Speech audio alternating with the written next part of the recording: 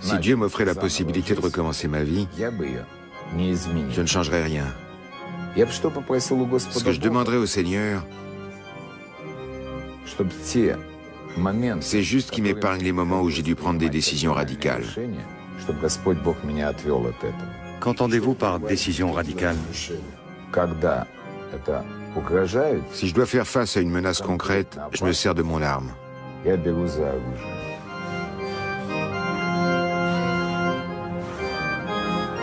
Combien de fois a-t-on attenté à votre vie? 4 fois. On a essayé de me tuer 4 fois. Vous avez déjà tué un homme?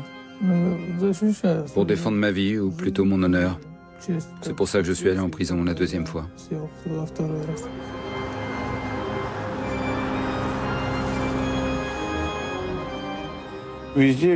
Partout où Interpol est présent, je peux me faire arrêter. Je souffre beaucoup de cette situation. Le soleil qui est ici, je ne le vois plus. Je ne peux plus aller me promener en mer, je ne peux plus aller nulle part. J'ai l'habitude de mener grand train, de vivre dans des palaces. C'est la vie que j'aime. Ça doit être pour ça que tout le monde m'envie. J'aime le luxe, j'aime vivre largement, dépenser de l'argent si j'en ai. J'aime habiter dans des 5 étoiles, voyager en business class, dans des avions privés. J'aime faire du bateau.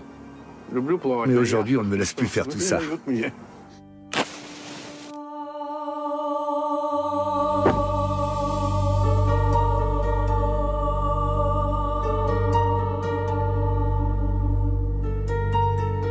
L'univers du crime en Russie. Nous partons pour un autre monde, pour un voyage dans le temps, depuis les camps de Staline jusqu'à aujourd'hui.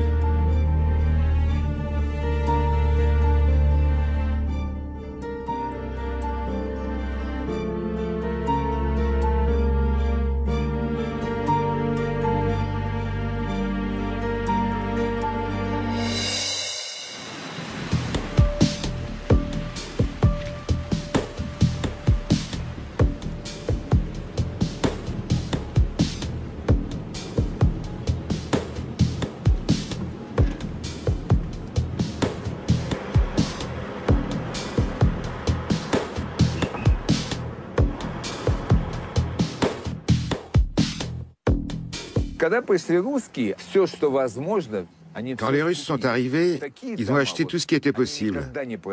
Des maisons comme celle-ci ne se vendent pas d'habitude. On en hérite. Pourquoi je l'ai acheté? La raison va sûrement vous surprendre. Churchill a habité là, puis un prince égyptien, et enfin moi. Aujourd'hui, on m'en propose 70 millions d'euros. C'est tout simplement un paradis. Leonid Bilyunov est né en Ukraine en 1949. Il a grandi dans un orphelinat du KGB et fréquenté l'école jusqu'à 11 ans. Il a fait l'objet de 4 condamnations et purgé en tout 18 ans de prison. Aujourd'hui, il est multimillionnaire. Il vit en France depuis le milieu des années 90. Je suis là, voici mon petit frère, là c'est Kolya, et voici ma mère. Pourquoi vous avez gardé si peu de photos d'enfance?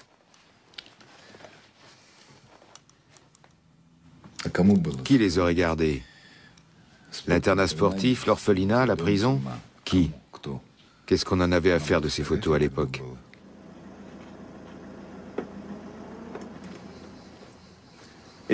Viens, Max. Assis, Max.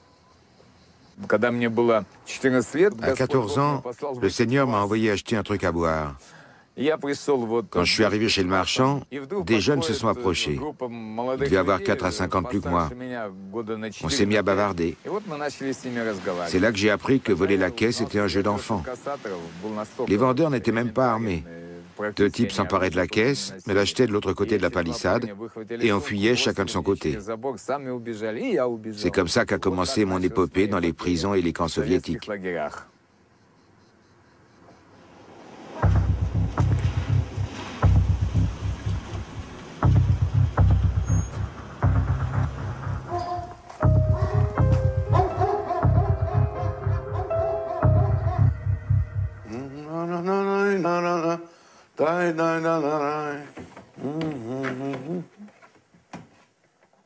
C'est un Brioulov, une vraie merveille. La période italienne. Mes tableaux vous plaisent? Ça, c'est de la peinture flamande. Venez, je vais vous montrer la suite. Louis Vuitton. Alors vous avez vraiment réussi dans la vie? Eh bien, à votre avis, j'ai réussi ou pas? Si je n'avais pas réussi, vous ne seriez pas venu m'interviewer. Je me trompe? Alimian Tortakhunov est multimillionnaire. Après la chute de l'Union soviétique, il a longtemps vécu en Europe de l'Ouest. Né en Ouzbékistan en 1949, il n'a fréquenté que l'école primaire. Il a fait l'objet de 3 condamnations et purgé en tout 5 ans de prison.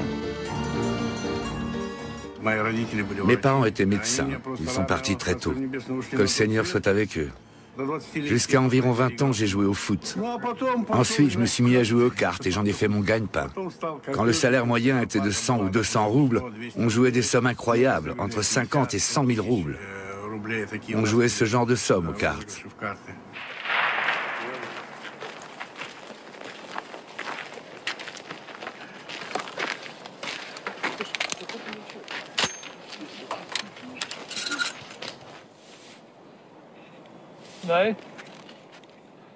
Vas-y. Vitali Diomochka est né à Ussurisk en 1967, dans l'extrême-orient russe. Il a fréquenté l'école jusqu'à 12 ans. Je voulais toutes les tirer d'un coup, putain. Il vit aujourd'hui à Moscou. Il a fait l'objet de 4 condamnations et purgé 12 ans de prison.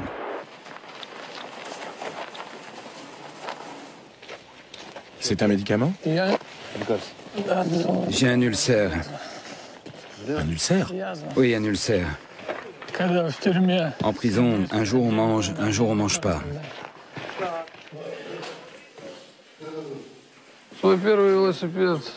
J'ai volé mon premier vélo à 8 ans.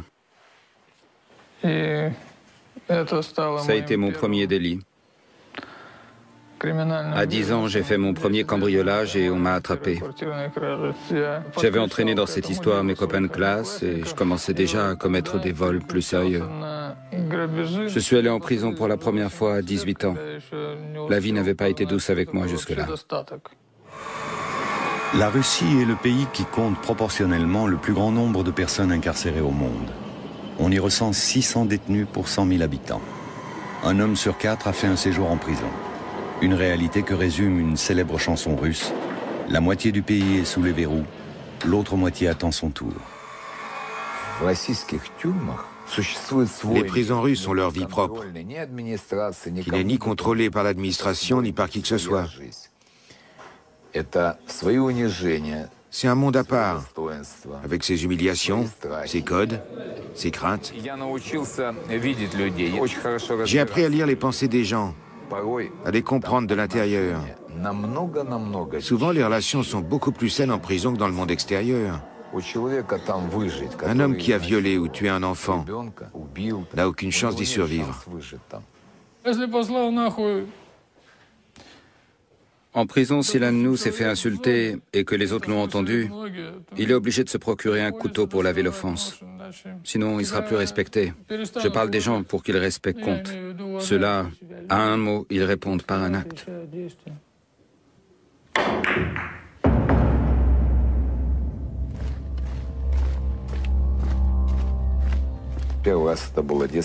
La première fois, c'était dans un centre de redressement pour enfants. Il y avait un type terrible qui faisait régner l'ordre. Il maltraitait les enfants. Quand on marchait en ligne par 100, à gauche, 1, 2, 3, à droite. Et si quelqu'un marchait pas au pas, il frappait n'importe où sur le corps. Les coups pleuvaient. C'était violent. Une fois, il m'a littéralement cassé en morceaux. Après ça, il m'a attrapé comme un légume bouilli et il m'a foutu par la fenêtre. Tout le monde comprenait qu'il fallait faire quelque chose. Moi, je travaillais à la forge. Un jour, j'ai senti une main sur mon épaule. Je tenais des pinces chauffées à plusieurs milliers de degrés. Je l'ai attrapé avec. Juste à côté de moi, il y avait un pic. Et avec ce pic, je lui ai donné le coup de grâce. C'est pas lui que j'ai tué, c'est ma peur.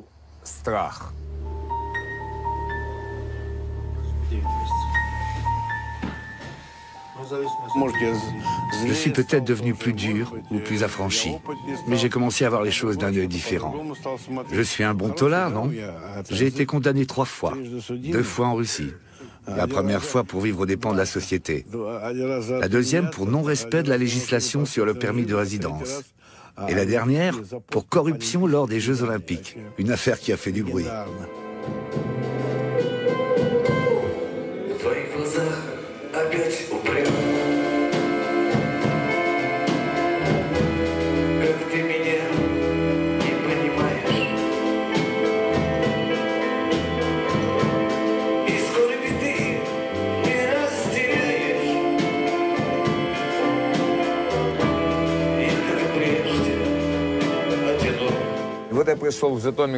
Quand je suis arrivé à la prison de Jitomir, il y avait là-bas un commandant qui s'appelait Marno. Il m'a dit, ici on va te frapper 26 heures sur 24. Et c'est moi qui vais commencer. L'adjudant lisait ses fiches, Zviagintsev. Il s'approche de moi. Je portais une petite croix en aluminium que j'avais faite avec une boîte de conserve. Il me demande, qu'est-ce que c'est que ça? À ce moment-là, je l'ai saisi par le bras. C'était comme si j'avais sorti un flingue. Ils n'en revenaient pas. L'adjudant a alors lu ma fiche et a dit au commandant, « C'est un sujet particulièrement dangereux. Un as du combat à main nue. » Marno m'a regardé et il est passé au suivant.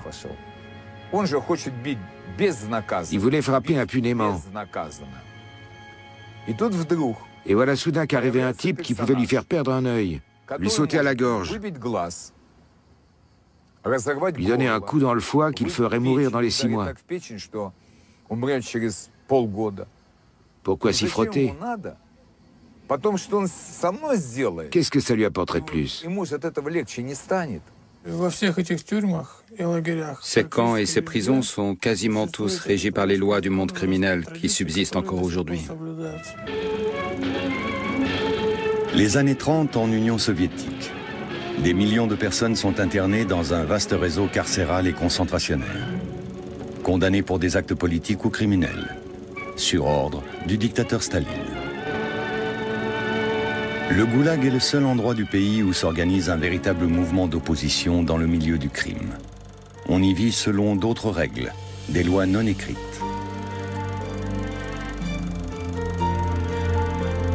Les tatouages sont des marques distinctives et prouvent l'appartenance au monde criminel. Ils en disent long sur la vie de celui qui les porte.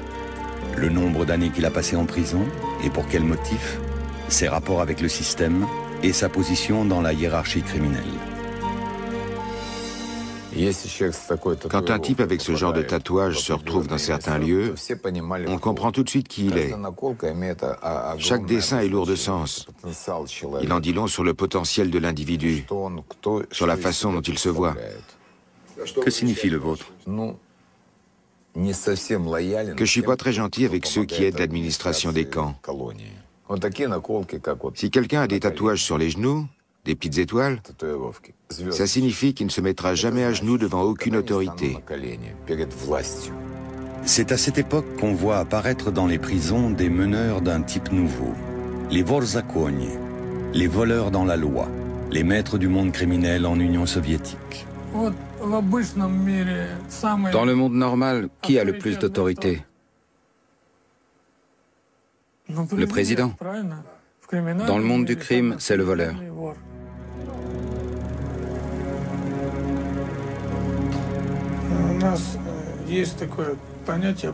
On a des lois qu'on appelle les lois des voleurs. On ne reconnaît pas ceux qui les respectent pas. Comme les braqueurs, par exemple. Ceux-là, on les respecte pas. La loi des voleurs est très simple. On ne doit pas trahir ni collaborer avec l'administration. On ne doit pas s'encombrer d'une famille et on doit former une relève qui perpétuera ce mode de vie. Voilà ce qui compte le plus. On n'a pas de famille, pas de travail, rien de tout ça. On ne doit pas avoir d'argent à soi, pas d'appartement, pas d'adresse légale. Pour tout vous avouer, j'ai toujours pas d'adresse. J'ai jamais travaillé. J'avais en moi quelque chose que je ne comprenais pas vraiment, mais qui me disait intuitivement que je devais travailler pour personne. En Union soviétique, les vorzakonie, les voleurs dans la loi, et les représentants de l'autorité, c'est-à-dire les chefs de gang, s'appliquent à faire respecter les traditions criminelles. Ils veillent à faire régner l'ordre dans les prisons et à résoudre les conflits. Imaginons que vous vous retrouviez en camp. Vous êtes ni un voleur, ni quelqu'un d'important. Maintenant, imaginez qu'il n'y ait pas cette loi des voleurs, cette hiérarchie du monde du crime. Deux taulards qui ont été condamnés pour Dieu sait quoi viennent vers vous, puis vous disent, écoute bien, tu vas nous fournir ça, ça, ça et encore ça. Avec nos lois, les types qui font ça reçoivent une punition équivalente à leur forfait. La mission d'un voleur est comparable à celle d'un député. Il a pour mission d'aider le peuple, lui aussi.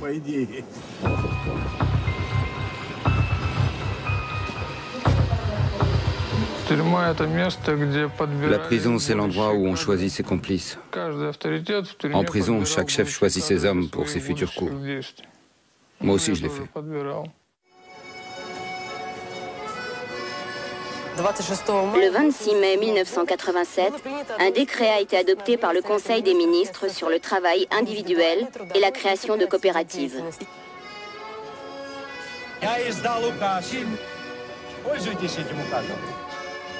Dans un premier temps, la politique de perestroïka de Gorbatchev ne fait que renforcer la pénurie et appauvrir davantage la population. À ce stade, l'économie privée n'existe pas encore. La production se fait exclusivement au niveau de l'État.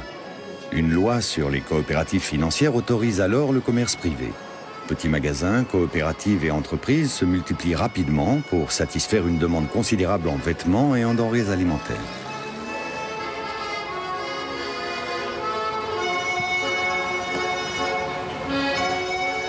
Le premier endroit connu avec ce type de commerce à Moscou a été le marché de Riga. Le week-end, on permettait aux coopérateurs de vendre des jeans, des autocollants, tout un tas de trucs. Ce trafic a rapidement attiré de vrais durs. Et le marché de Riga est devenu le haut lieu du racket moscovite.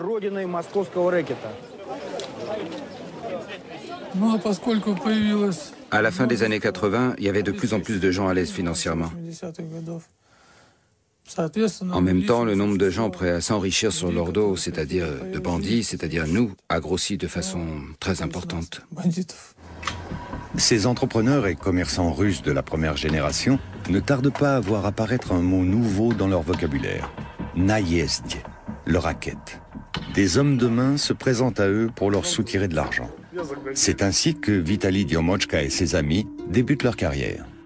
Tu sais comment on les travaillait en général? D'abord, il y en avait un premier qui passait, et puis un deuxième.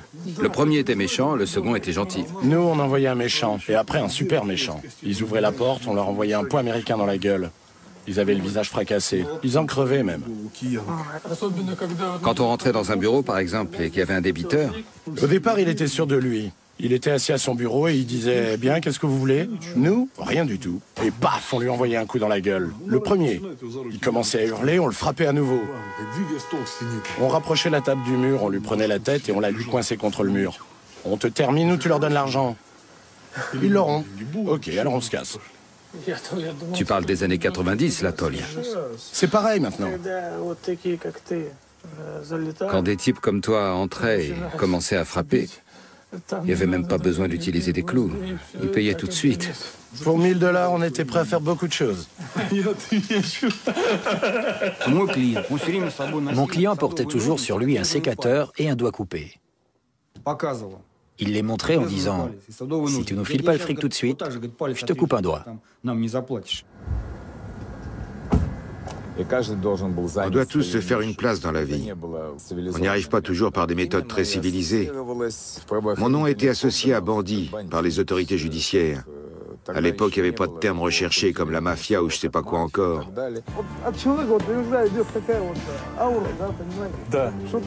À la fin des années 80, Artyom Tarasov est l'un des premiers patrons privés. Et c'est le tout premier à admettre en public qu'il a fait fortune. À cette époque, la plupart des nouveaux nantis préfèrent rester discrets sur leur enrichissement.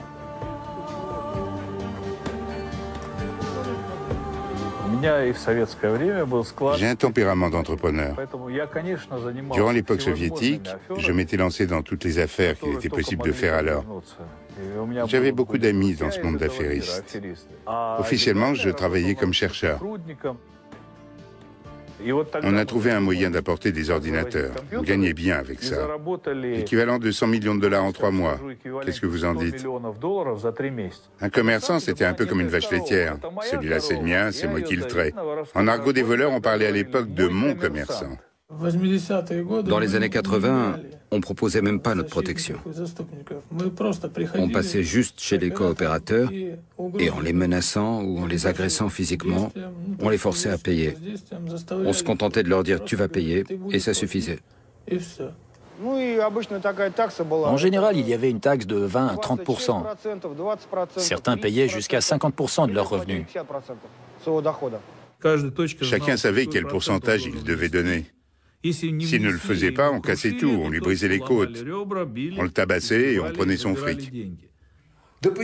Pourquoi? Parce que 99% de ces sommes n'étaient pas imposées, ni directement, ni indirectement. Tout se passait au noir, tout ça se passait à l'insu de l'État.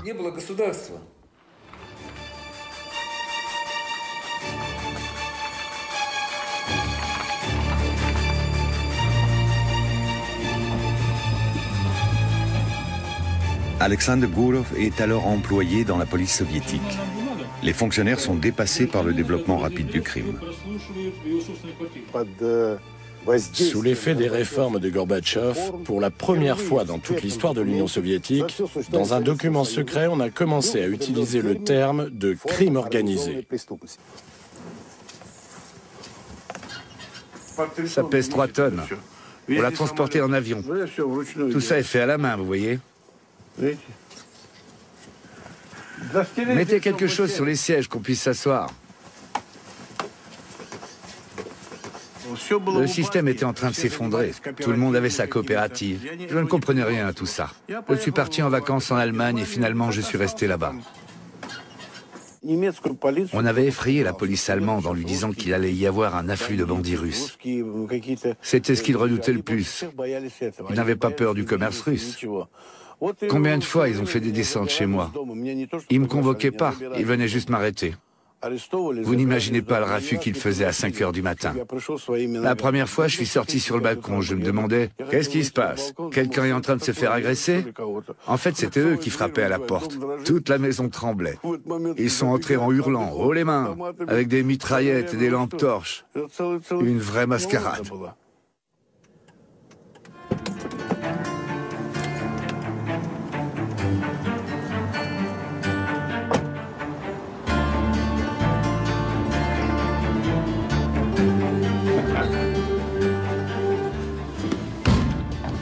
Attention à ne pas casser les fenêtres, Sacha.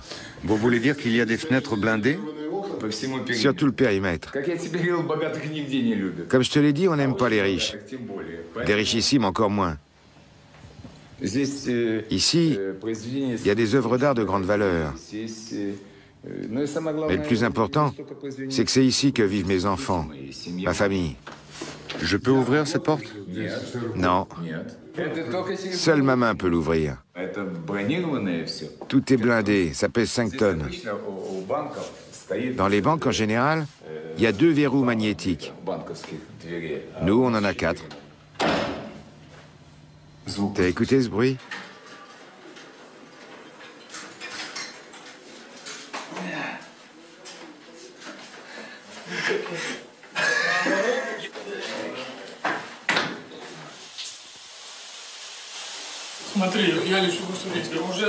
J'allais partir à Ussurisk. On m'avait déjà pris des billets. Je savais même quelle place j'avais dans l'avion. Et tout d'un coup, j'étais à la maison, je reçois un coup de fil. On a lancé un avis de recherche à ton nom et à celui de 5 autres types. Ça m'a fait un coup. C'était un vendredi 13. Le 13 mars? Oui, c'est ça. Et qu'est-ce que tu fais maintenant? J'ai contacté les gens qu'il fallait. Je dois arroser tout le monde à Ussurisk. C'est comme avant, c'est l'argent ou l'absence d'argent qui décide de tout. Oui, évidemment. Bon, allez, on va se baigner.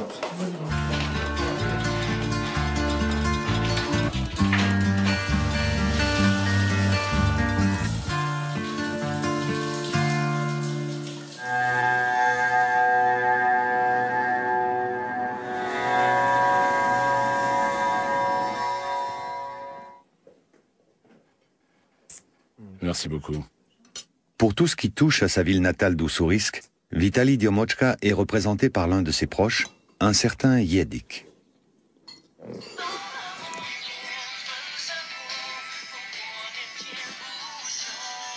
Да.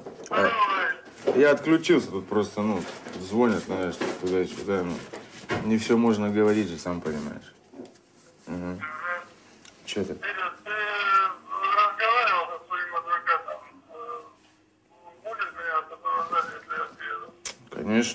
Конечно, то бишь, ждут, все, да, вопрос решен. Сколько он тебе сказал? Мне сказали по штуке взять, но ты... По штуке баксов?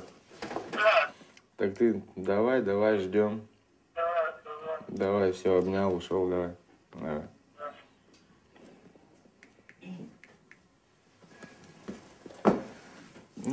On attendait son arrivée depuis longtemps. Juste au moment où il allait partir, ils ont lancé ce mandat d'arrêt. Maintenant, on essaie de comprendre pourquoi. Les gens sont venus nous demander de l'aide. Dans certaines situations, la police est impuissante. Le seul à pouvoir faire quelque chose était Vitali. Et maintenant, tout le monde vient lui demander de l'aide. La ville où Vitali Diomochka a passé sa jeunesse est située dans la région de Primorje, près de la frontière chinoise. Toute l'économie locale transite par Ussurisk. C'est ce qui explique qu'au début des années 90, beaucoup de jeunes gens se soient lancés dans l'activité la plus lucrative du moment, le racket. Mais cela reste aujourd'hui encore une pratique à haut risque.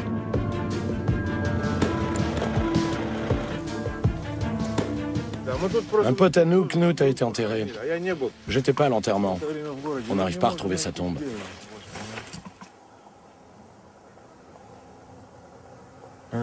Ici, il y a 2 ans, les gens cultivaient encore des pommes de terre. Sergei Banzai était un de nos lieutenants avant. Ensuite, c'est devenu un homme d'affaires, comme on dit. Il s'est fait descendre, comme Lyonia Bertnik. Et aussi Yemet. Lui, il était directeur d'une usine de vodka. Il s'est fait descendre. Voici sa tombe. Et Vassia Opalko. C'était aussi un lieutenant, il a aussi été abattu. Mikhail Nikolaevitch Rod a fini de la même façon. Beaucoup de jeunes qui sont enterrés ici ont été tués au cours d'une fusillade il y a peu de temps de ça. Vassia aussi s'est fait descendre. C'était un bon gars, il était respecté. C'était vraiment un mec sympa, toujours prêt à aider ceux qui en avaient besoin. Et Sergei Ivanovitch Gossev, lui aussi c'était un bon gars. Et il a fini comme les autres.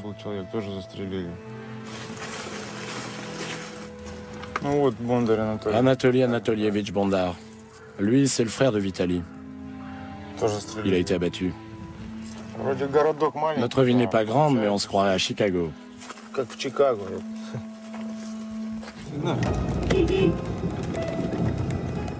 Tout droit, toujours tout droit. Klaxon.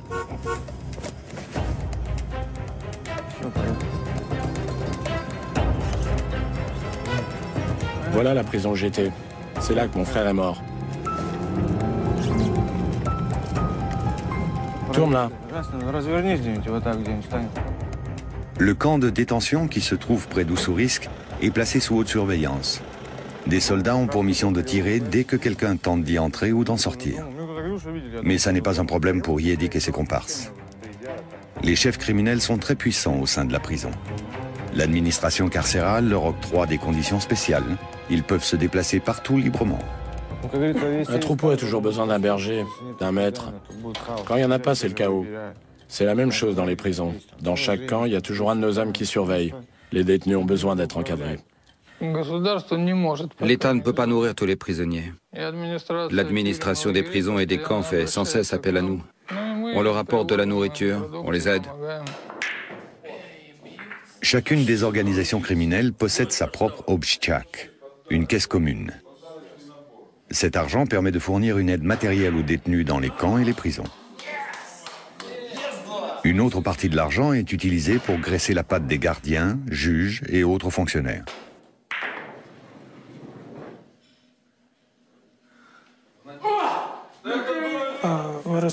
Selon la loi des voleurs, on créait une caisse commune et on versait dedans une partie de ce qu'on avait volé à ces hommes d'affaires, une partie de l'argent de ce racket. Ça représente des millions de dollars, et même plus. Un de ces groupes avait une caisse de 4 milliards de dollars.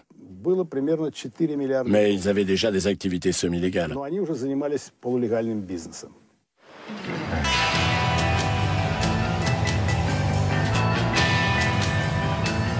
Grâce aux gains issus du naïesti, le racket, les caisses des organisations criminelles sont bien remplies. Dès la chute de l'Union soviétique, le monde du crime comprend vite qu'il faut investir rapidement cet argent pour le faire fructifier. Une opération facilitée par l'adoption d'une loi sur le nouveau système bancaire. Les premières banques russes ne disposent souvent que d'un ordinateur, d'une table et d'une chaise. C'est pourquoi leur nombre explose au-delà du raisonnable. Au début des années 90, on en recense déjà plus de 3000.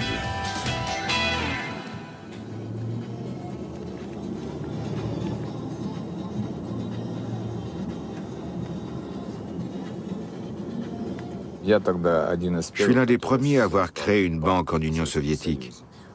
Mais à l'époque, je ne voulais pas lui donner mon nom. Tout le monde l'associait au crime. La banque aurait été perçue comme une couverture. Il n'existe pas une seule banque dans laquelle il n'y ait pas d'argent du crime, dans laquelle il n'y ait pas de représentants de ce milieu parmi les dirigeants. Certains vice-présidents ont été autrefois des gros bonnets du crime, des gens qui ont eu affaire à la justice. Un autre mot du vocabulaire criminel devient de plus en plus courant dans la Nouvelle-Russie. Littéralement, krisha signifie le toit. Mais ce mot désigne aussi la protection d'une entreprise par un groupe criminel. Pour cela, les patrons doivent bien sûr payer. Au cours de ces années-là, ce toit protège de l'arbitraire des autorités, offre des garanties informelles dans les négociations d'affaires et assure, en usant au besoin de violence, le recouvrement des dettes. Personne ne voulait payer. Il fallait aller leur soutirer l'argent. Comment on procédait? On prenait un SDF, on le nourrissait, on le lavait, on le coiffait, on lui achetait un beau costume et on l'envoyait chez nos débiteurs. On lui expliquait qu'il devait juste secouer la tête pour dire non.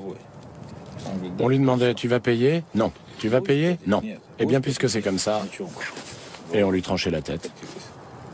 Plus personne ne bougeait. Tous ceux qui ne paieront pas connaîtront le même sort. Et soudain, tout le monde était d'accord pour payer. Fais attention de ne pas trop en dire quand même.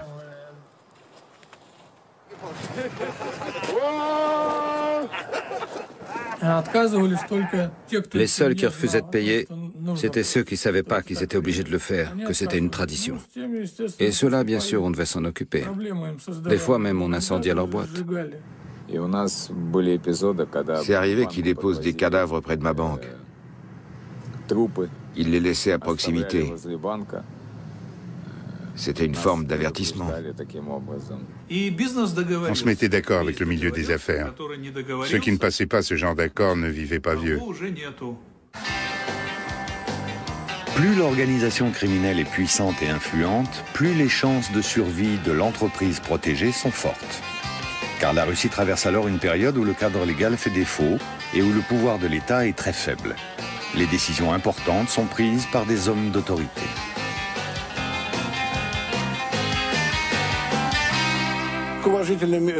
Quand les gens avaient un problème, ils allaient voir les types respectés de tous, les chefs. Ils leur demandaient « Aidez-nous à régler ce problème, il a fait ceci ou cela ». Et ils les aidaient. On se mettait alors d'accord. Il suffisait d'un mot, on se tapait dans la main, pas besoin de signer quoi que ce soit. On travaillait à la parole donnée. Il arrive qu'on le fasse encore quand on connaît bien les gens.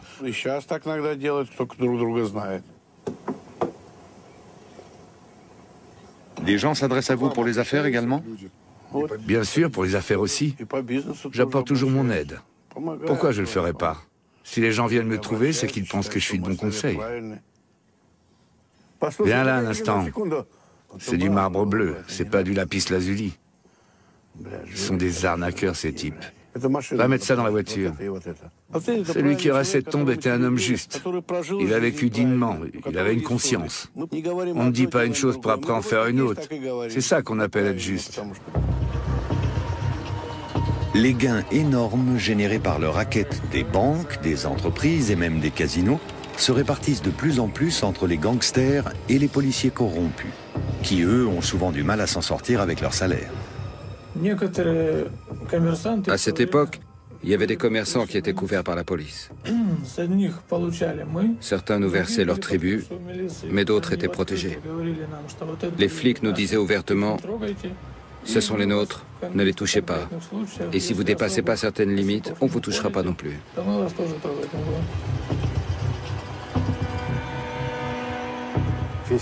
Une partie du service de police qui luttait contre le crime organisé couvrait le système bancaire. Avec le temps, ça leur apportait gros. Un vrai racket s'est mis en place. S'il fallait faire capoter une affaire, ils le faisaient. S'il fallait tuer, ils tuaient. Chacun des deux camps s'efforce de ne pas empiéter sur le terrain de l'autre. Mais parfois, les rivalités se règlent de façon radicale. La police est venue chez moi. Ils m'ont arrêté et j'ai été emmené sous escorte jusqu'à une voiture, menottes aux mains. Ils avaient l'intention de m'emmener dans une forêt pour me tuer. Ils m'ont expliqué ça dans la voiture. La balle était déjà dans le chargeur. Ils allaient me la loger dans la nuque. J'étais menotté. J'ai donné un grand coup dans le volant et on a percuté une autre voiture. Ils sont morts dans l'accident.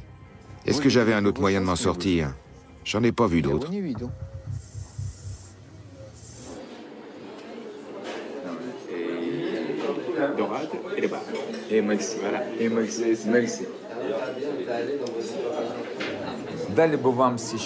Si vous posiez aujourd'hui la question suivante, à qui faites-vous le plus confiance, aux bandits ou au ministère de l'Intérieur? 75% des gens répondraient aux bandits. 85%. Ce légionnaire m'a corrigé, je me trompais, 85%. Trouvez-moi en Russie un homme qui n'ait pas de passé criminel. Citez-moi juste un.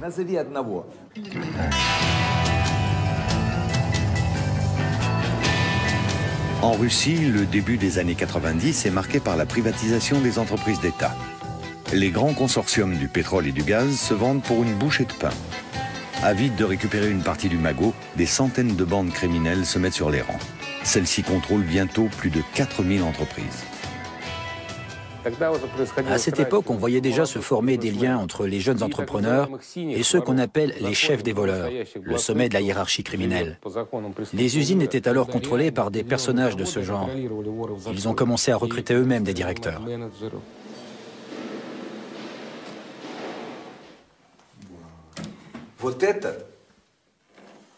C'est du plomb. Autrefois, il n'y avait pas de réfrigérateur. On mettait de la glace là-dedans et le plomb la conservait. Ce frigo a 300 ans.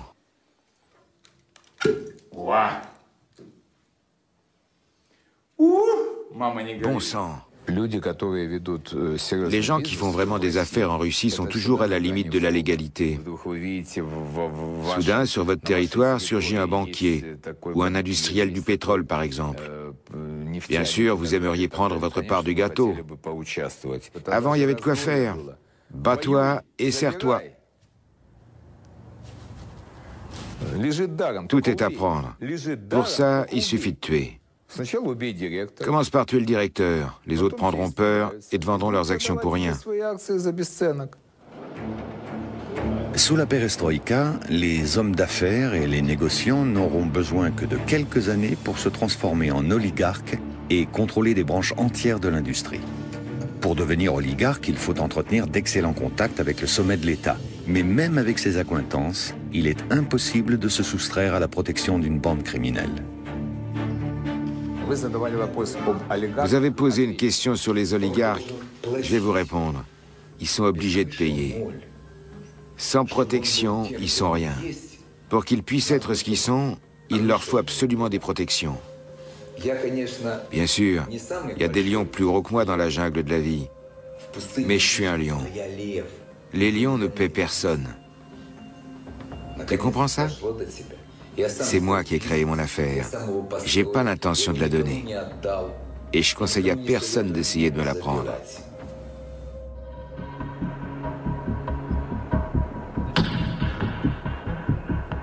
Les organisations criminelles ont vite fait de s'accaparer certaines prérogatives, jusque dans l'extrême-orient russe. Les affaires qui se faisaient de l'étranger vers la Russie se sont criminalisées. Les marins se sont mis à importer des voitures et des tas d'autres trucs. Les voitures occupaient la première place, bien sûr. Tout ça, ça se faisait sous le contrôle des chefs locaux. Il fallait bien que je prenne ma part du gâteau. Le groupe constitué autour de Vitali Diomochka impose sous la menace un droit de passage sur toutes les importations de voitures qui transitent par Ussurisk avant d'être envoyées dans le reste de la Russie. Ceux qui refusent de payer encourent de graves représailles. À l'époque, j'avais lancé un loto russe. On travaillait avec de l'argent liquide.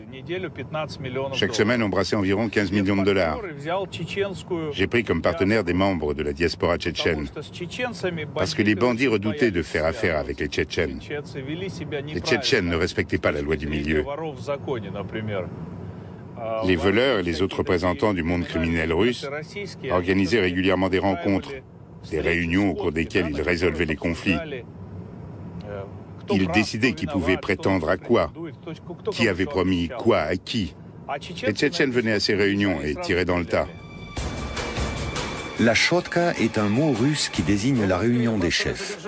Il est très rare que la police parvienne à surprendre une réunion comme celle-ci, organisée à Moscou au cours de l'été 2008.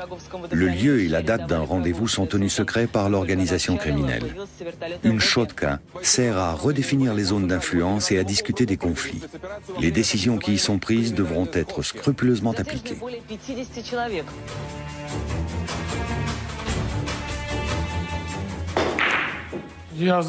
J'ai fait de la prison à la suite d'une de ces réunions. Un type m'a insulté en utilisant un mot qui est inacceptable dans notre milieu. Et j'ai été obligé de l'abattre. Et si vous n'aviez pas réagi? J'aurais perdu mon autorité, je ne serais pas devenu ce que je suis. Et si ça se reproduisait aujourd'hui? C'est une question difficile. J'ai du mal à imaginer ça. Si quelqu'un m'insultait de la même façon aujourd'hui, est-ce que je le tuerais? Mais autrefois, vous l'avez fait. Il y a des gens qui ont commencé à gagner beaucoup d'argent. Le genre de sommes pour lesquelles on est prêt à tuer. Et ils tuaient. Les vrais voleurs vivent selon des principes, mais ceux-là, on n'avait aucun. Ils se fichaient pas mal de savoir qu'il fallait voler, qu'il fallait tabasser ou tuer. Ils connaissaient aucune limite.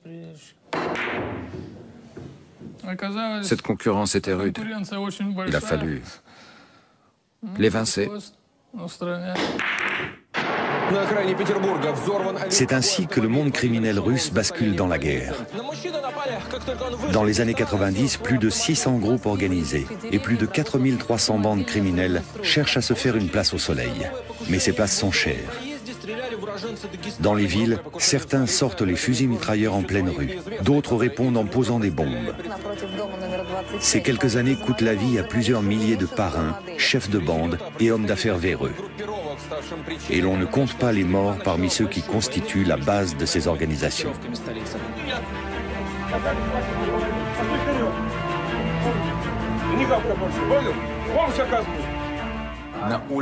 Dans le pays, à cette époque, une guerre faisait rage. Une guerre civile. On prenait des entreprises, des combinats métallurgiques. La redistribution de la propriété d'État a donné lieu à une vraie guerre.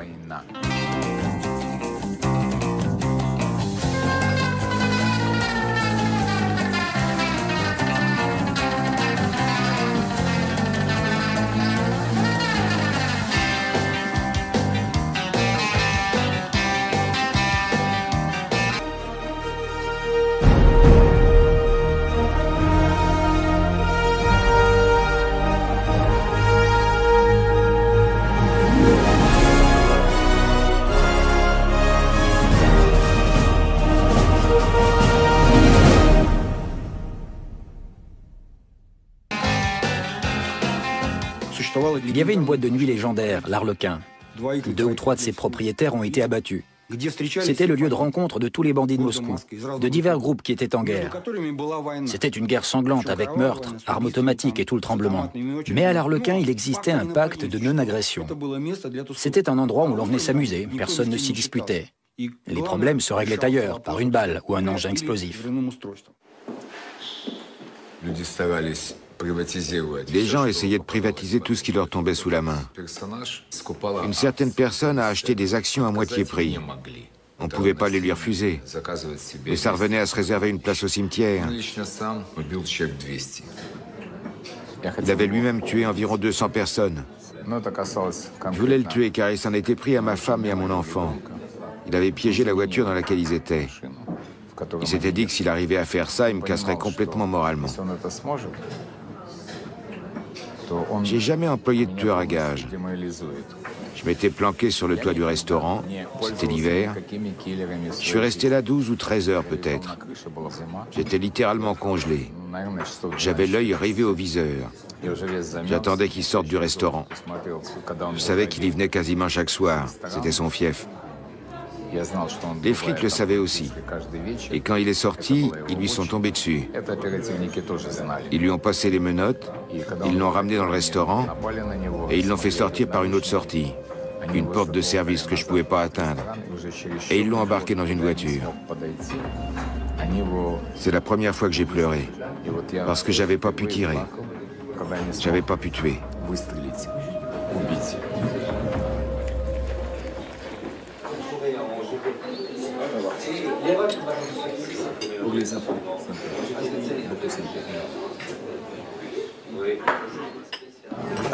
La Russie, c'est une partie de l'Europe.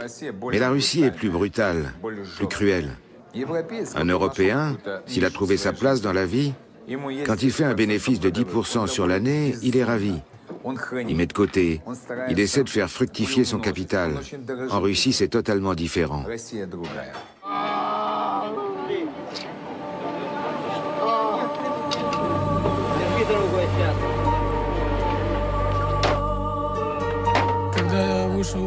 Quand je suis sorti de prison, les meurtres étaient devenus monnaie courante. On tuait quasiment au vu et au su de tout le monde. 2 jours après ma libération, on a tué mon maître, un voleur respecté, un vrai bandit, et aussi mes amis. Ils ont été tués chez moi, et on a aussi essayé de me tuer. Vous m'avez posé des questions sur ma profession. Je suis avocat de la mafia. J'ai réalisé que parmi mes clients, parmi les plus importants, j'ai réussi à en faire sortir 12 de prison. Ces 12 hommes se sont tous fait descendre par la suite.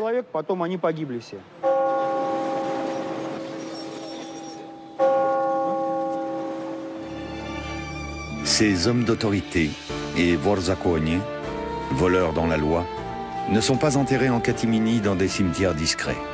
Au contraire, ils sont souvent accompagnés au vu de tous par des politiciens, des hommes d'affaires et des gens du showbiz.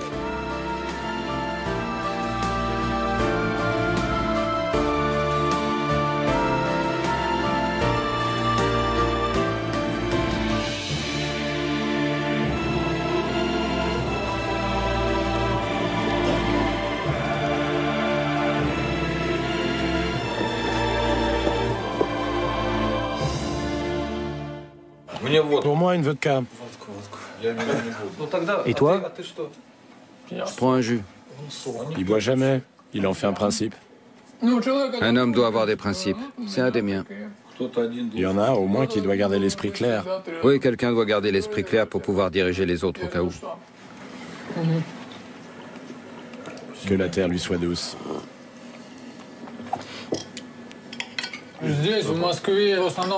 À Moscou, en général, on enterrait ceux qu'on avait tués dans les forêts alentours. À Ussurisk, il y a la mer.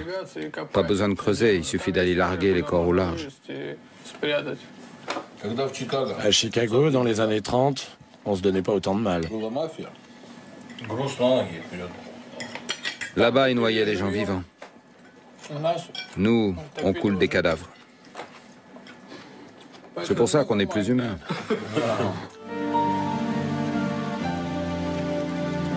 Tandis que le monde criminel russe se livre une guerre sanglante, beaucoup de chefs cherchent un lieu sûr où se réfugier et mener une vie plus paisible. La possibilité offerte aux Russes d'origine juive de venir s'installer officiellement en Israël apparaît pour beaucoup comme une aubaine. J'ai réalisé que c'était difficile de vivre avec un passeport russe. On est toujours obligé d'avoir un visa. J'étais avec une fille à l'époque. On est partis ensemble en Israël, on s'est mariés, j'ai reçu mes papiers là-bas. Je suis venu en Israël pour pouvoir voyager plus librement, pour plus être constamment embêté par ces histoires de visa. J'avais cette possibilité. Et comme l'histoire l'a montré, j'ai eu raison, car j'ai obtenu des papiers très rapidement. Mais dis-moi comment t'as fait, c'était difficile? Trouve une juive, marie-toi avec elle, trouve une adresse, et au bout d'un an, tu auras tes papiers.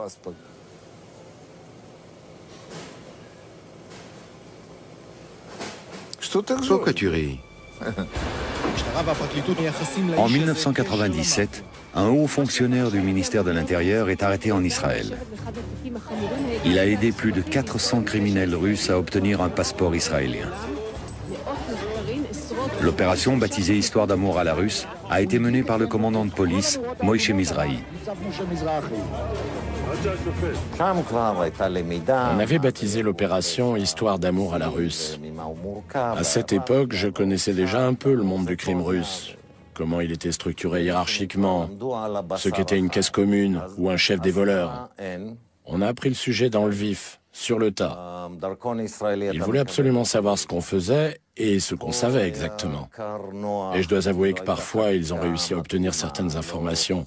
Ils peuvent acheter des gens pour 100 millions de dollars. Ils auraient pu acheter mon service tout entier. Certaines réunions des chefs ont lieu en Israël, en général sous couvert de fêtes de famille, à l'occasion d'anniversaires ou de mariages. Sur toutes les photos, on retrouve Leonid Bilyonov.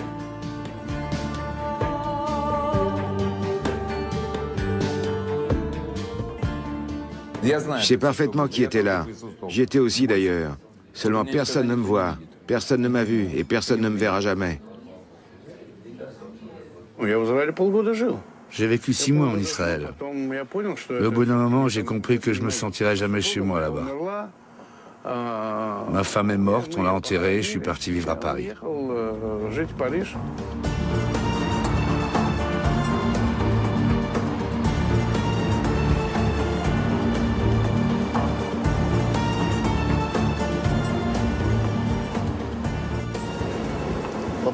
Qu'est-ce que vous faisiez en France? Rien, la plupart du temps. Vous êtes resté combien de temps? 8 ans? Oui. Pourquoi j'aurais dû forcément faire quelque chose? J'avais rien de particulier à faire. Je me promenais, je prenais soin de moi.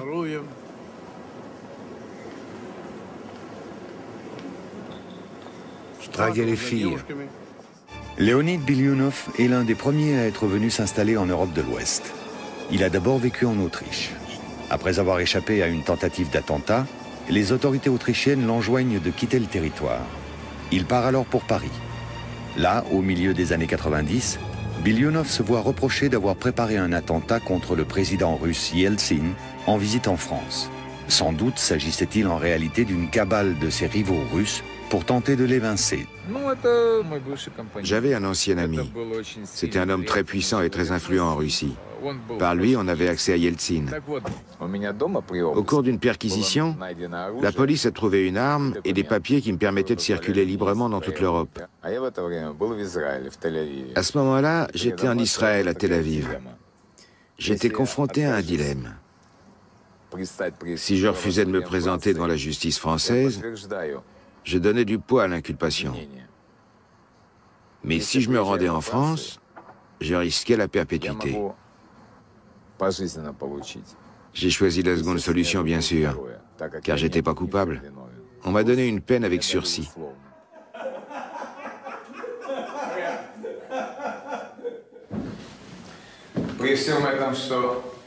Et puis, il y a l'histoire avec Yeltsin.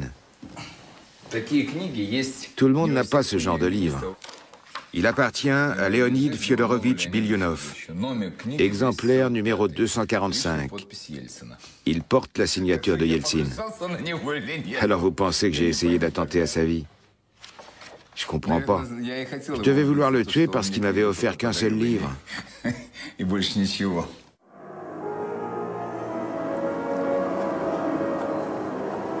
Pendant les années 90, le séjour parisien d'Alimian Tortakhunov ne se déroule pas non plus sans incident. En France, j'ai jamais pu ouvrir de compte en banque. Et comment est-ce qu'on peut vivre sans compte en banque? Demandez ça à ces enfoirés de Français. Demandez-leur comment un homme peut vivre 8 ans sans compte en banque. Comment vous avez fait? Je me débrouillais. Je payais toujours en liquide. Je recevais de l'argent liquide de Moscou, mon argent. Ils trouvaient ça louche. Ils ont fini par m'expulser. Ils m'ont viré comme un malpropre. Tous ceux qui étaient liés à moi étaient qualifiés de mafieux. Les Français écoutent toutes mes conversations depuis 15 ans. Et ils me suivent depuis 15 ans aussi.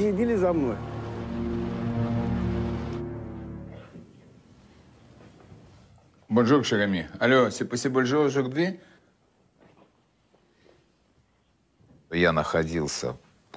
J'étais sous le coup d'une interdiction de sortie du territoire français en lien avec l'enquête sur l'attentat contre Yeltsin. Un des jours où je devais venir pointer, des jeunes gens très sympathiques m'attendaient. Ils m'ont dit « Nous savons que vous êtes quelqu'un de très influent. Est-ce que vous pourriez nous aider? 4 de nos ressortissants sont prisonniers en Tchétchénie. » Chirac avait demandé personnellement à Yeltsin s'il pouvait intervenir. Mais il n'était pas en mesure de le faire. Je connaissais un Tchétchène qui était très respecté là-bas. On avait fait de la prison ensemble. Et j'ai eu l'occasion une fois de lui sauver la vie. Il les a retrouvés vivants en 15 jours. On est allé les accueillir à leur arrivée. Это освобождение стало самым загадочным освобождением за последние месяцы, подробности которого, как и самих пострадавших, 2 дня французское посольство в Москве тщательно скрывало в своих стенах. Sans la guerre en Tchétchénie, on m'aurait gentiment reconduit vers la sortie. Parce que j'étais un mafieux, parce que j'étais un bandit, un coupeur de tête, un cannibale.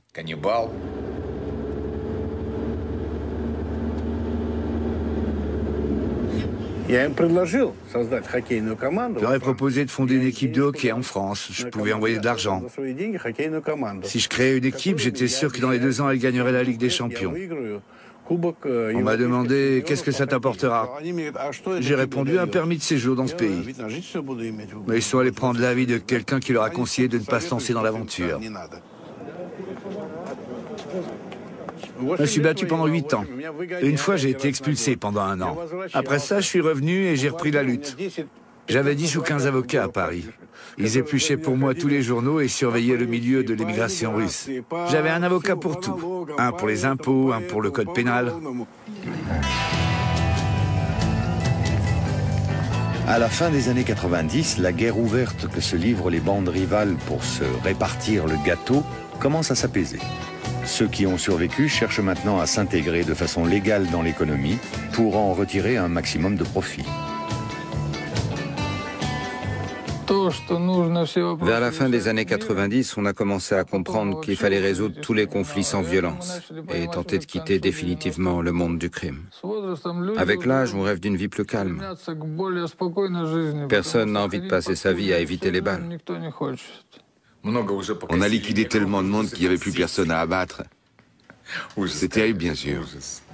Un business légal rapporte beaucoup plus d'argent et en plus, il présente aucun danger. Nos premiers pas vers les affaires légales, ça a été d'ouvrir un premier parking automobile payant. Peu de gens y laissaient leur voiture. Alors on a commencé à casser leurs vitres pour qu'ils viennent garer leur voiture chez nous.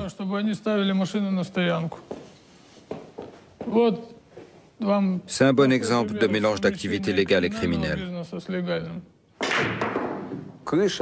La protection avait cessé d'être profitable. Les gens étaient toujours là, mais les relations avaient totalement changé. Ils ne se contentaient plus de protéger, ils dégageaient leur marge. Avec leur argent, leurs actifs, ils se sont mis à participer à la création d'entreprises, à faire du lobbying dans des domaines où les entrepreneurs ne le pouvaient pas. Le type de relation qu'ils entretenaient avec le monde des affaires s'est peu à peu modifié. Ils sont devenus des partenaires.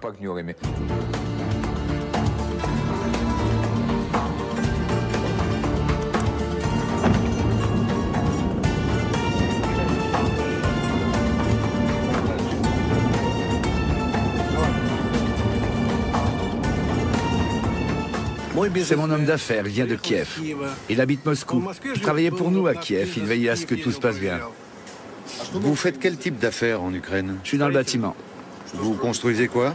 Qu'est-ce qu'on construit, Marik? Des immeubles d'habitation, des bureaux, on vend des terrains. Ça marche bien, nos affaires dans la construction. T'es déjà bourré? T'as picolé dans l'avion? Regardez ses yeux, je le vois dans son regard.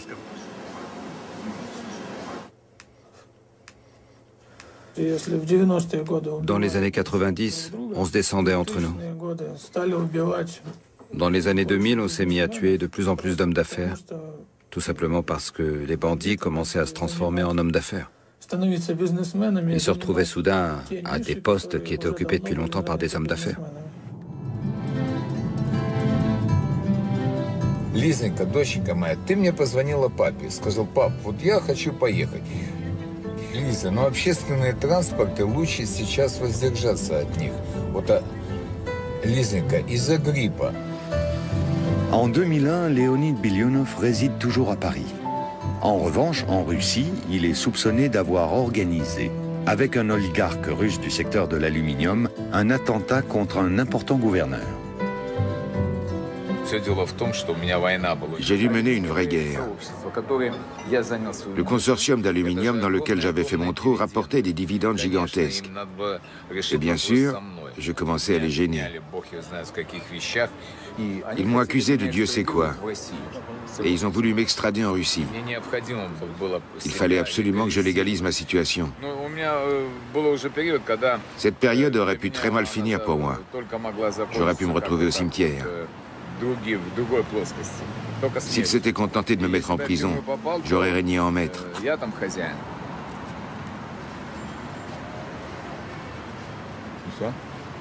Et ça, ils ne le voulaient pas.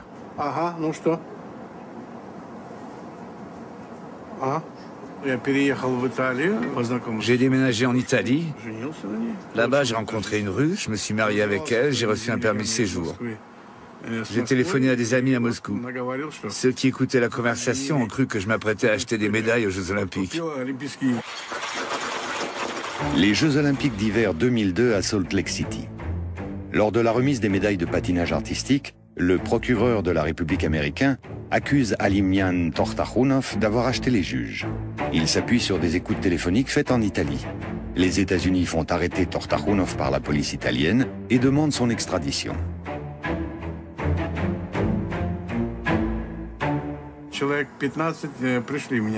Une quinzaine de types sont arrivés en sautant par-dessus la barrière. Ils portaient des brassards, ils n'avaient pas de masque, bien sûr. J'étais à table, je m'apprêtais à boire mon café, c'était le matin. Ils se sont approchés, ils ont commencé à me raconter des conneries. Comment j'aurais pu acheter une médaille olympique? Et pourquoi je suis le seul à être montré du doigt? Pour l'acheter, il aurait bien fallu que je sois de mèche avec quelqu'un. Après plusieurs mois de tractation, la plus haute juridiction italienne rejette la demande d'extradition pour insuffisance de preuves. Après presque un an de détention provisoire dans les prisons italiennes, Tortakhunov est libéré et rentre à Moscou. Ce qui n'empêche que le mandat d'arrêt émis par Interpol à la demande des États-Unis est toujours en vigueur partout dans le monde.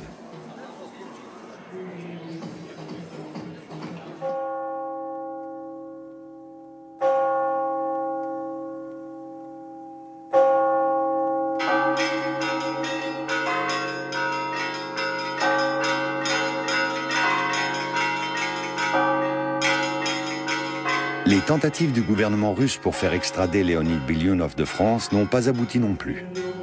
Il est impossible de prouver sa participation à l'attentat contre le gouverneur russe. Bilyunov réside toujours en France où il joue les généreux mécènes, comme ici pour la réhabilitation de l'église russe de Cannes.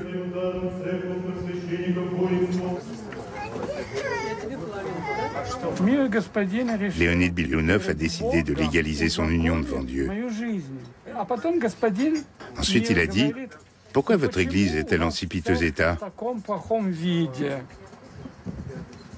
Parce que je n'ai pas d'argent pour l'entretenir, voilà pourquoi. » J'ai pris le numéro de compte du père Varnava et je lui ai viré près de 600 000 $. Après ça, bien sûr, ils sont allés faire une perquisition chez lui.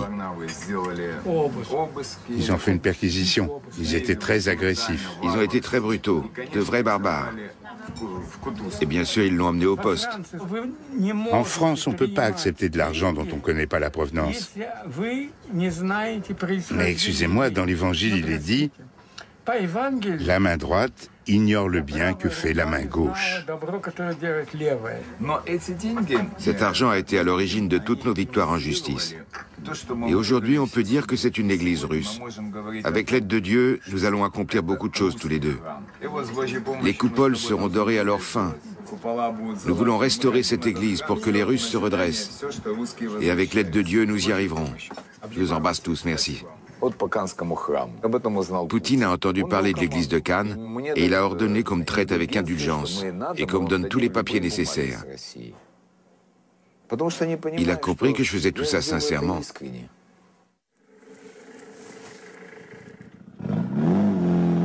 En 2003, Vitali Diomochka est une nouvelle fois libéré de prison. Il décide de produire avec ses fonds personnels une série pour la télévision locale de sa ville natale. Elle s'inspire d'événements autobiographiques datant des années 90. Diomochka y joue lui-même le rôle principal et de nombreux criminels de son entourage lui donnent la réplique. J'ai jamais eu de rêve. Je me suis fixé des buts, je les ai poursuivis et je les ai tous atteints. Par exemple, je m'étais fixé pour but de faire ce film.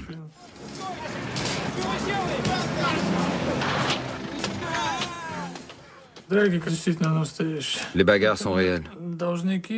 C'était des débiteurs qui ne pouvaient pas rembourser leurs dettes. Je leur ai proposé de rembourser en jouant dans mon film. Ils prennent un peu de coups, mais rien de terrible.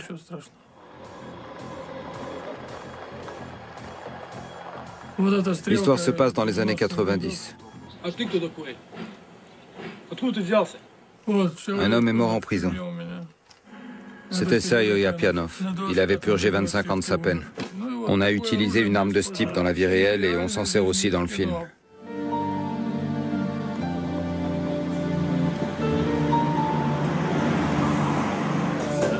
L'été, Leonid Bilyonov fréquente le club de tennis de l'hôtel Eden Rock. C'est l'un des rendez-vous favoris des oligarques, ministres, fonctionnaires et sportifs russes de haut niveau. Venez, on vous attendait. Je vous présente Pavel Bourré, c'est un milliardaire, un voyou, regardez-le. Mais il fait beaucoup pour la Russie. Et va-t'en de là avec ton cigare, espèce de barbare. Regarde, personne ne fume ici. C'est l'homme le plus riche de Russie.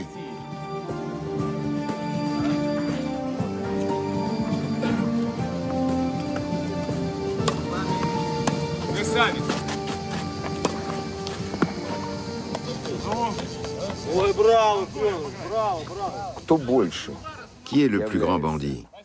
Celui qui fait sombrer dans la misère des centaines de milliers de gens en les laissant sans aucun moyen de subsistance? Ou celui qui vole un porte-monnaie?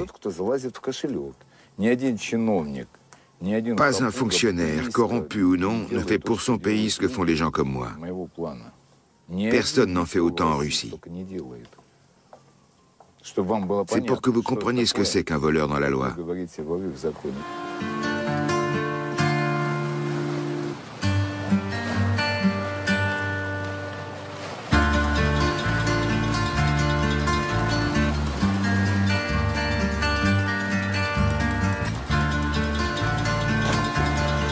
La corruption est l'un des problèmes majeurs de la Russie. Cette pratique est rentrée depuis longtemps dans les mœurs.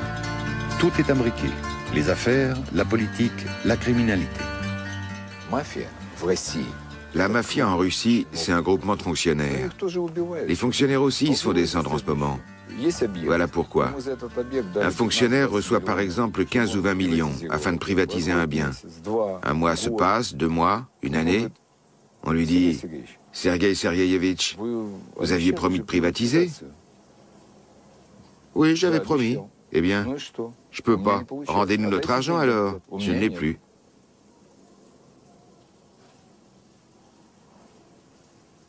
Que pensez-vous que font les gens qui ont donné cet argent? Скажи, чтобы остановился. Где охрана, блядь? Ни одного человека охранник. Пусть не играет, пусть не играет. Мы не должны смотреть на Запад. On ne doit pas regarder du côté de l'Occident, de l'Amérique ou de quiconque et faire ce qu'on attend de nous. On doit agir comme on l'entend, en respectant notre mentalité. Notre démocratie a besoin d'un homme autoritaire. Chez nous, on se sent bien quand on a longtemps le même tsar. Il n'empêche qu'il existe bel et bien aujourd'hui en Russie une sorte de démocratie dirigée. La question est de savoir qui, à côté du président et du gouvernement, tient les rênes du pouvoir.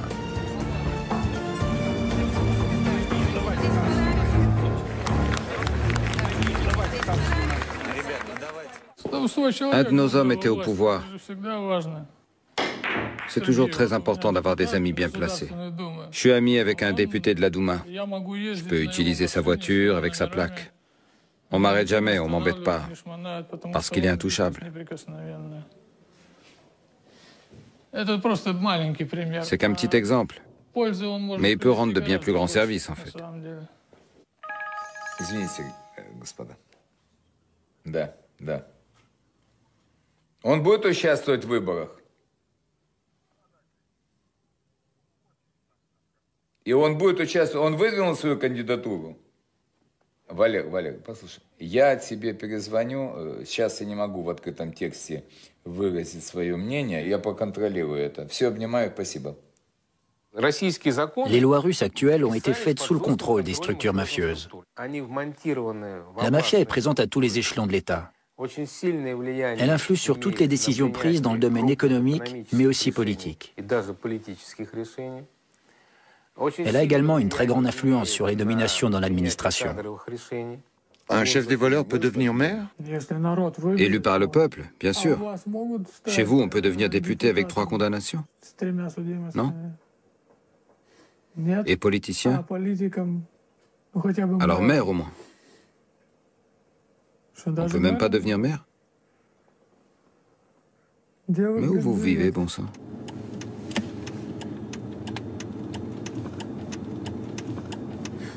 C'est permis d'avoir des vitres teintées sur les côtés ici? Tout ce que je sais, c'est que les vitres blindées, c'est interdit. Heureusement, ici, c'est pas nécessaire. On vit en paix en ce moment, non? Espérons-le. Mais en temps de paix, il faut aussi veiller au grain. Le tournoi de Roland-Garros à Paris.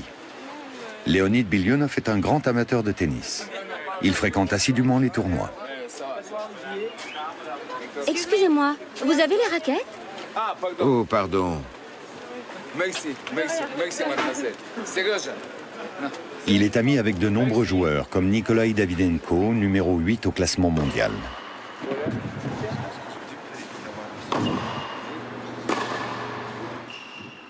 Nikolai ramassait les balles dans un club de tennis allemand. Aujourd'hui, c'est un joueur très bien classé au niveau mondial.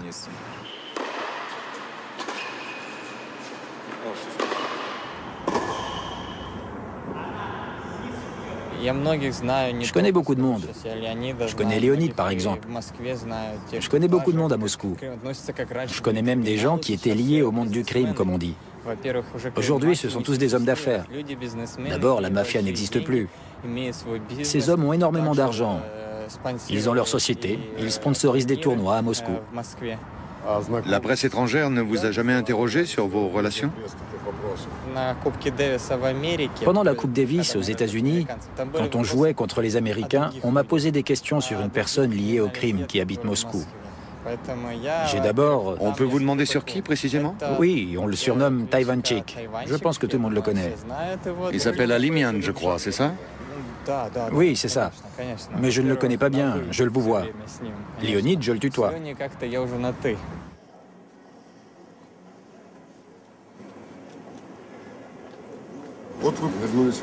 Quand vous êtes revenu en Russie, vous êtes devenu 2 ou 3 fois plus riche. Oui, je suis devenu plus riche.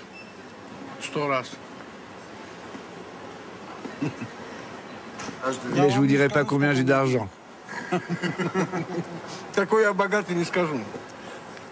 Si je réunissais toutes les entreprises auxquelles je participe, ça ferait des sommes gigantesques.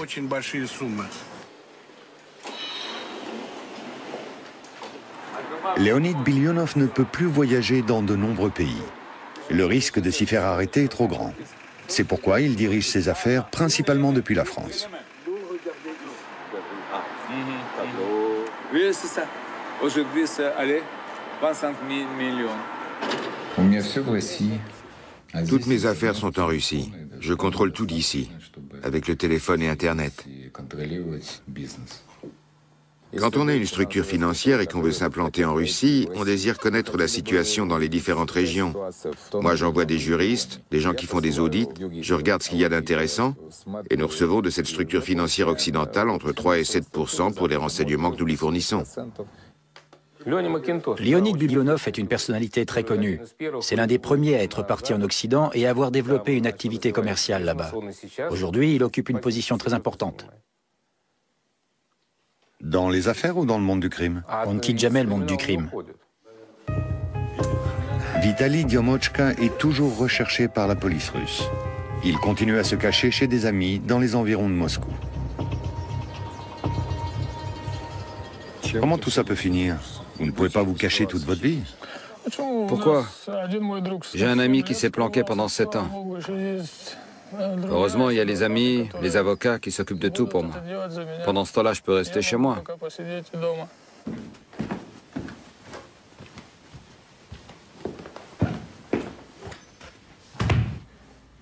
Je vais parfois en Russie, mais je ne veux pas créer de problème aux gens avec qui je suis en affaires. Je ne suis pas très fréquentable. Il m'arrive d'y aller, mais très rarement.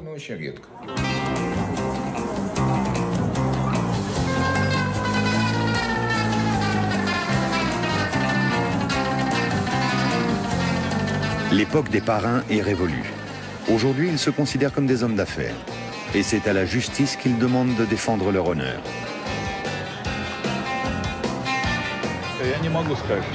Je ne peux pas dire qu'ils soient devenus respectables, même si leurs affaires le sont devenues.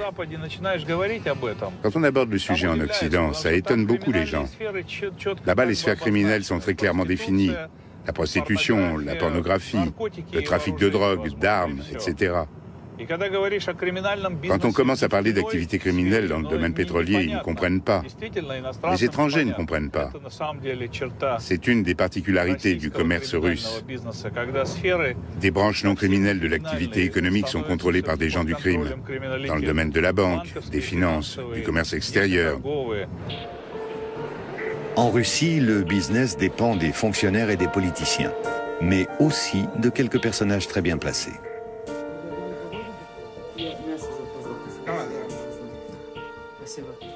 Vous désirez un alcool? Du vin, de la vodka? Vraiment? Merci.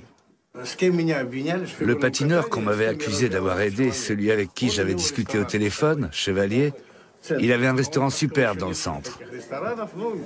Et il en avait ouvert d'autres. Mais il s'est fait abattre.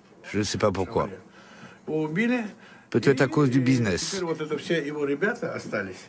Il s'est fait tuer, mais ses hommes sont toujours là. L'un d'entre eux s'est aussi fait tuer. C'est comme ça à Moscou. Il était venu me trouver, il m'avait dit « Alig, aide-moi. Il y a un restaurant, l'Olympe, qui ne marche pas, personne ne vient plus. Si on nous donnait ce restaurant, on le remettrait sur les rails. » Je connaissais le propriétaire, c'était Iskander. J'ai accepté, je les ai amenés ici et le restaurant est reparti. Regardez ce qu'ils en ont fait, c'est un vrai rêve. Tout est absolument parfait. Des gens viennent me demander de l'aide de partout dans Moscou. C'est une question de respect. Partout où ce type passe, les affaires prospèrent.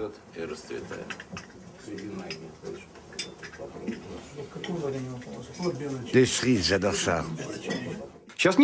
Aujourd'hui, ils sont beaucoup plus civilisés que dans les années 90. Ils se retrouvent dans des restaurants, ils portent des cravates, des chemises blanches, des costumes coûteux. Ils roulent dans des voitures de prix. Ils s'installent tranquillement à une même table et règlent leurs problèmes ensemble.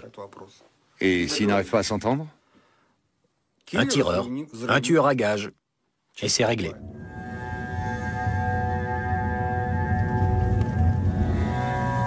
Юль, привет, это Эдик. Юля, слышишь, там это самое, они звонили вам, там сегодня ночью огурец умер, знаешь, нет?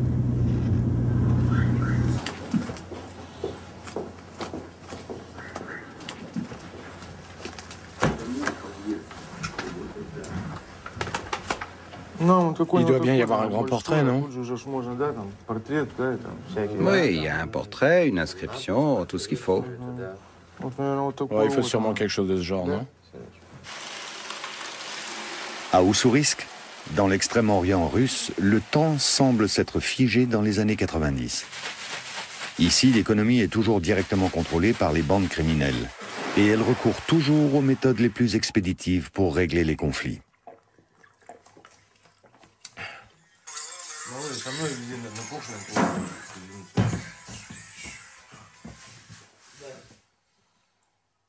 Quand ça, demain? Ça y est, Eddie, qu'on l'a trouvé. Il faut qu'il paye. Les gens sont bêtes aussi. Il est parti pour Moscou, il s'est caché. Il pensait peut-être qu'on ne le retrouverait pas, mais on l'a retrouvé. Il avait pris de l'argent et il s'était tiré. Voilà comment ça s'est passé. Tu viens, tu bavardes, il arrive et il déclare que tu lui as extorqué de l'argent. Trouvez ça honnête? Une descente de police à Moscou. Une petite fête est organisée dans un casino d'Alimian Tortakhunov pour l'anniversaire d'un chef connu, Bezik. C'est gentil de ne pas avoir gâché mon anniversaire, je vous remercie. Tout a été fait très correctement. Tu trouves qu'ils sont corrects, toi? Le propriétaire des lieux est là en personne, mais il refuse cette fois de se montrer devant la caméra. Qu'est-ce que vous faites ici? Pourquoi vous me filmez? Il faut pas.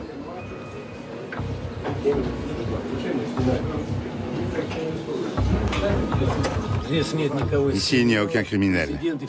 Il y a les présidents des fédérations de lutte, de boxe et des champions olympiques. Un criminel, je le rencontrerai quelque part en dehors de la ville, dans un endroit où personne ne me verrait. C'est le dernier anniversaire de Bezik, le héros de la fête. Il sera tué 2 semaines plus tard dans l'explosion d'une bombe.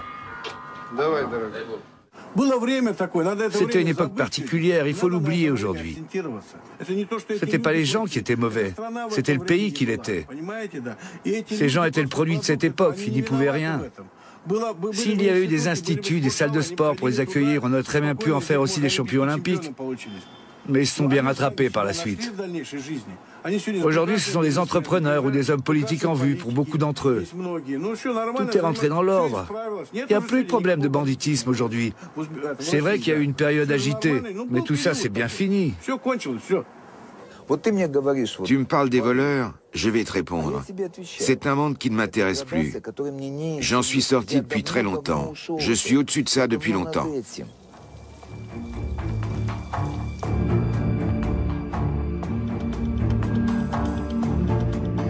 À Moscou, aujourd'hui, l'argent règne en maître et sans se cacher.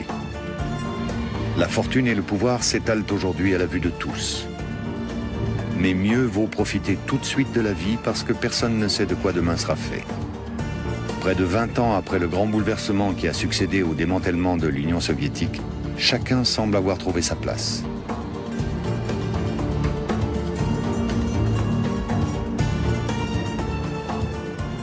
Je peux dire que j'ai une vie intéressante. Bien sûr, j'ai dû lutter sans cesse, j'ai enduré beaucoup de pertes. Mais comme vous le voyez, j'ai survécu et aujourd'hui, je suis un homme heureux. J'ai beaucoup d'amis. Tout le monde m'aime, me respecte. Qu'est-ce qu'un homme peut demander de plus? Allumez l'eau.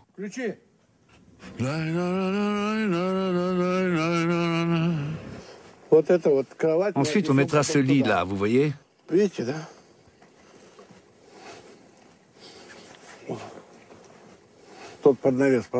Je mettrai un rideau, j'installerai une télé, je regarderai les Jeux Olympiques. Il y aura du soleil, il fera chaud. Ça sera bien, non? Voici le futur président de la Russie.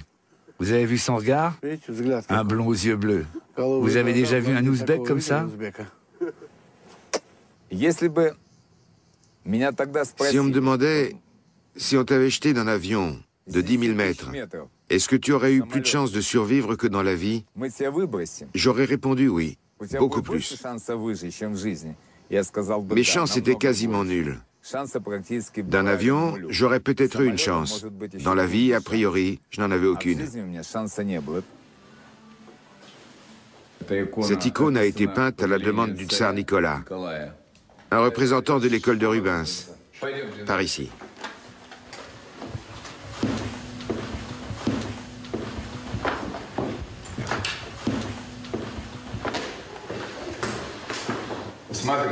Regardez, c'est un Roublov de 1405. Vous ne trouverez son équivalent qu'au Kremlin. Cette icône mesure 3,14 m. Elle est unique au monde. Il n'y en a pas d'autre comme ça. C'est la crucifixion, l'entrée dans Jérusalem. Je ferai don de toutes ces icônes à l'église orthodoxe de Cannes. Mais je ferai en sorte qu'elles restent attachées à tout jamais à ma famille. Je suis président de l'association de l'église de Cannes. Ça s'est fait avec la bénédiction du patriarche Cyril, de l'église de Moscou, et de l'évêque Hilarion, de l'église orthodoxe russe hors frontières. Je suis président et nous avons créé une nouvelle association avec de nouveaux statuts.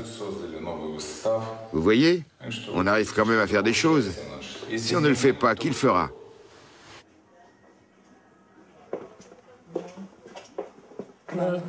Vitali Diomochka renoue avec son passe-temps préféré. Il projette de tourner un nouveau film et fait auditionner les comédiens. Cette fois encore, il jouera le premier rôle pour raconter l'histoire des gangsters russes de la grande époque des années 90.